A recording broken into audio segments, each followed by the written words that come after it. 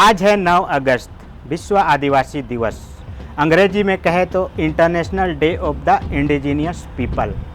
आज ही के दिन संयुक्त राष्ट्र संघ ने 1994 में आदिवासियों के संरक्षण, संवर्धन, उनकी संस्कृति की रक्षा हेतु इस दिवस को मनाने की घोषणा की थी। विश्व के 40 करोड़ आदिवासियों के लिए यह दिन हर्षोल्लास और उत्सव के समान होता है। इस दिन लोग अपने अपने तरीके से सड़कों पर कोई सभा करके, संगोष्ठी करके आदिवासियों के हक अधिकारों की बात करते हैं और इस दिन को सेलिब्रेट करते हैं। तो आइए आज हम इसी दिन को जानने का प्रयास करेंगे और जानेंगे कि आखिर 9 अगस्त को ही विश्व आदिवासी दिवस क्यों मनाने की परंपरा शुरू हुई और इसको मनाने के पीछे लोगों की क्या मकसद रही होगी।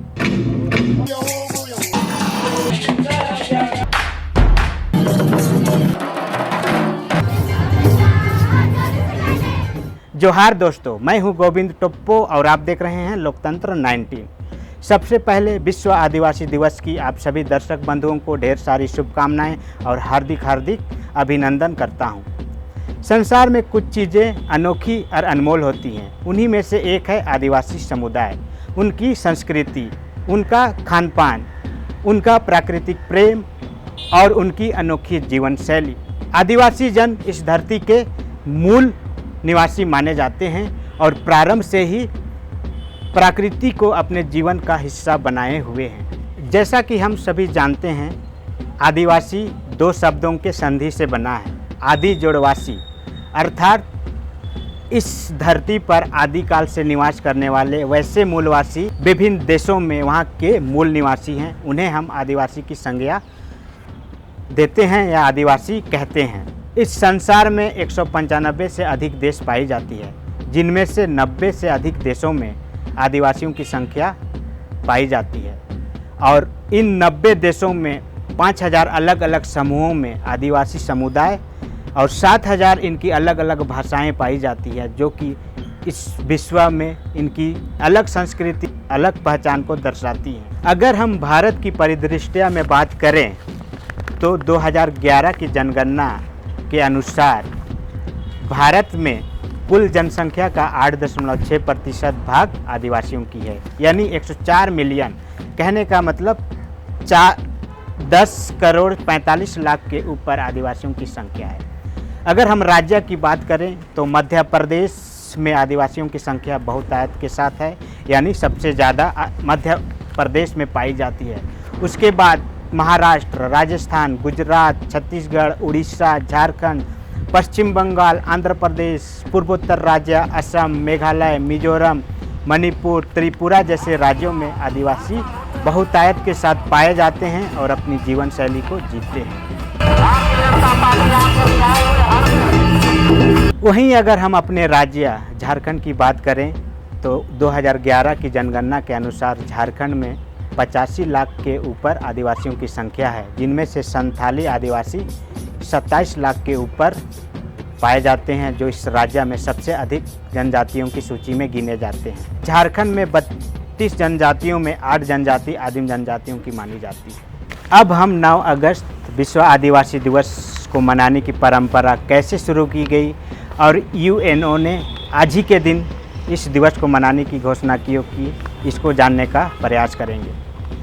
द्वितीय विश्व युद्ध यानी 1939 से लेकर 1945 के बीच विश्व के सभी देशों ने वैश्विक स्तर पर काफ़ी जानमाल का नुकसान उठाई। तभी से विश्व के बुद्धिजीवियों में एक चिंतन मनन करने की लालसा उठी कि आखिर हम कैसे मानव अधिकारों का और उनके मूलभूत सुविधाओं की रक्षा हेतु कदम उठाएं, ताकि भविष्य में ऐसी कोई युद्ध ना हो और लोग शांतिपूर्वक इस धरती पर जीवन यापन कर सके।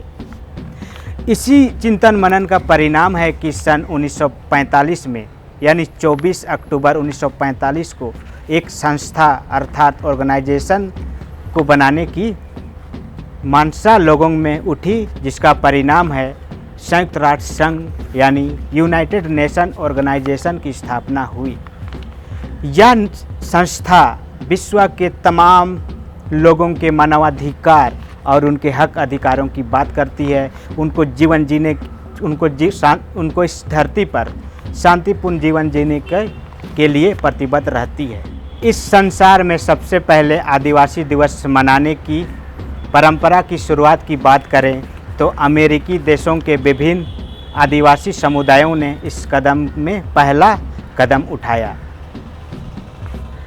19वीं सदी के 80वें दशक में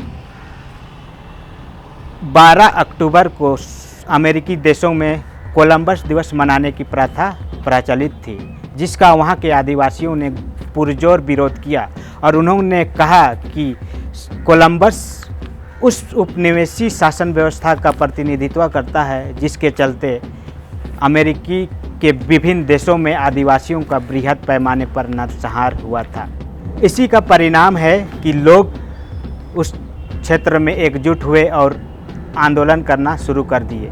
धीरे धीरे यह मामला तूल पकड़ता गया और संयुक्त राष्ट्र संघ के पास पहुंचा। अंत में संयुक्त राष्ट्र संघ ने इस पर विचार विमर्श करना शुरू किया और इसके लिए सर्वप्रथम 1977 में आदिवासियों के संरक्षण और उनके हक अधिकार के लिए जेनेवा में एक बैठक बुलाई और वहां उन्होंने निर्णय लिया कि अब आने वाले समय में आदिवासियों के संरक्षण और उनके विकास के लिए प्रयास किए जाएंगे।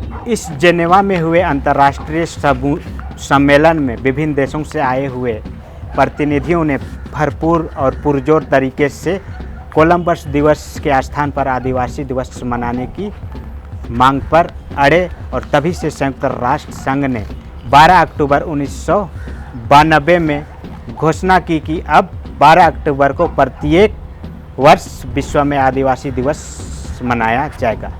इसी बीच संयुक्त राष्ट्र संघ ने एक अंतर्राष्ट्रीय कार्यदल का गठन किया, जिसकी प्रथम बैठक 9 अगस्त 1982 को जेनेवा में हुई और इस दिन विश्व के तमाम प्रतिनिधियों ने भरपूर तरीके से आदिवासियों के हक और अधिकारों की बात को इस सम्मेलन में उठाया और तभी से संयुक्त राष्ट्र संघ ने वर्ष 1994 को आदिवासियों का वर्ष घोषित किया। इसी को स्मरण करते हुए संयुक्त राष्ट्र ने अपनी आधिकारिक घोषणा में 9 अगस्त को विश्व में आदिवासी दिवस मनाने की औपचारिक घोषणा की और दस्तावेज में सभी सदस्यों ने अपना हस्ताक्षर किया। तब से लेकर लगातार प्रत्येक 9 अगस्त को विश्व में आदिवासी दिवस मनाने की परंपरा शुरू हुई, जो अब तक निरंतर जारी है।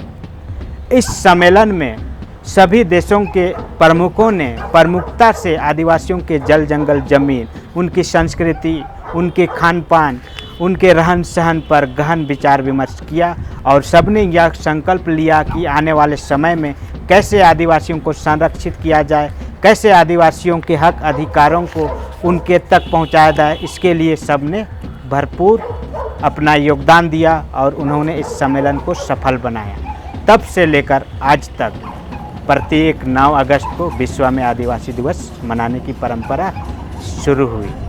तो दोस्तों, जैसा कि आप सभी जानते हैं, आज 9 अगस्त है।